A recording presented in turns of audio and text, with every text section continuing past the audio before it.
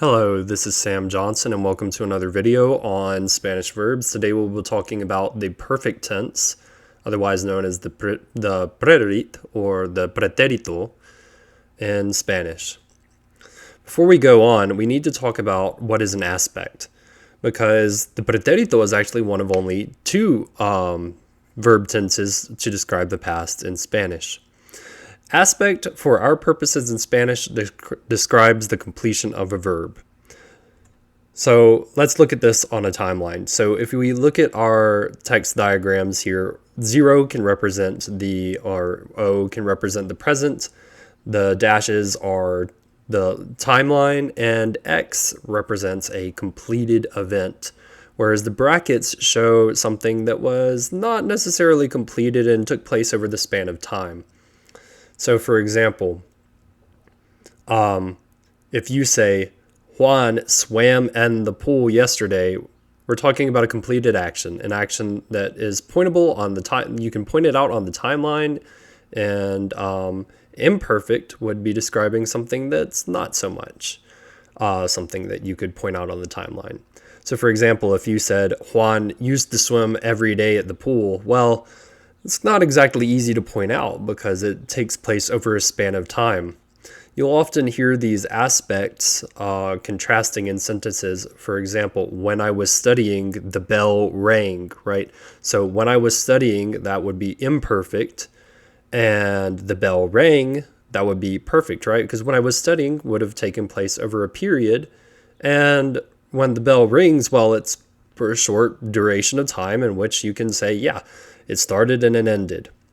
An easy way to remember this is that the effect in perfect comes from the Latin factus, which is actually related to hacer, which was facer in Old Spanish, and per, which means all the way. So perfect means all the way done, and imperfect means not all the way done, which describes exactly the functions of these two aspects. In our next video, we will be talking about the imperfect tense and how it contrasts with this one, the perfect tense, or the pretérito. So let's look at some more examples in English. I swam versus I used to swim every day, right? We often describe the imperfect in English with a used to. Maybe I'm getting ahead of myself by telling you that, but it's something we do. And I swam versus I used to swim every day shows a difference of the completion of the act, right? I used to swim every day, took place over a period of time, and I swam is something that began and ended. I ate lunch, something that started and ended. I ate lunch an hour ago. I started at, let's say, 12, ended around 12:40, done. As opposed to, I used to eat Chinese food every Tuesday. Well, that was a period of time. I hope you can kind of see the pattern that's going on here. So now let's talk about the formation of this verb tense in Spanish. So the formation of the tense is as follows. Root, vowel, stay, root, vowel, mos, root, vowel, stays, root, vowel, ron. All right. And also note that in the first and the third person singulars, this is going to be accented, which we'll see in a second, all right? But if you're struggling to remember this, I would just chant the following over and over. Vowel, stay, vowel, mos, vowel, stays, vowel, ron. And we're going to see how that's really useful in a second.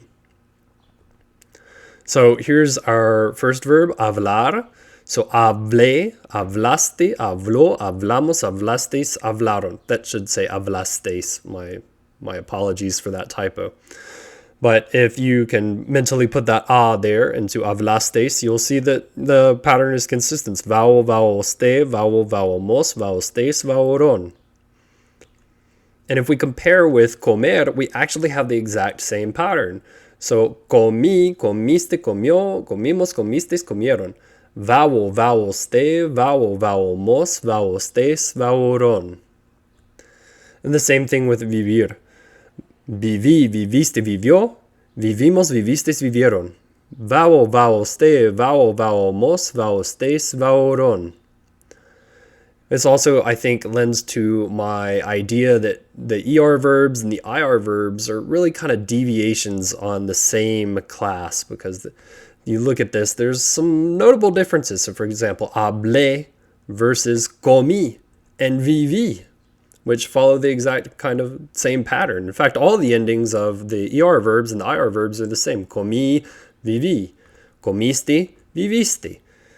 Comió, vivió. Vivimos, comimos. Comisteis, vivisteis. Vivieron, comieron. So when do you use the perfect? You use the perfect when an action is completed in the past. So for example, Juan nadó en la alberca. He got in, he got out. Done. This is often accompanied by specific words such as ayer, yesterday, anoche, last night, hoy, today, etc. Because normally when you're specifying the exact time that something occurred, we can infer that, it was finished at that time. No, though, if we're talking about the setting of a place, not going to be the exact same thing. But we'll handle that in the next video. Muchas gracias y hasta el siguiente video.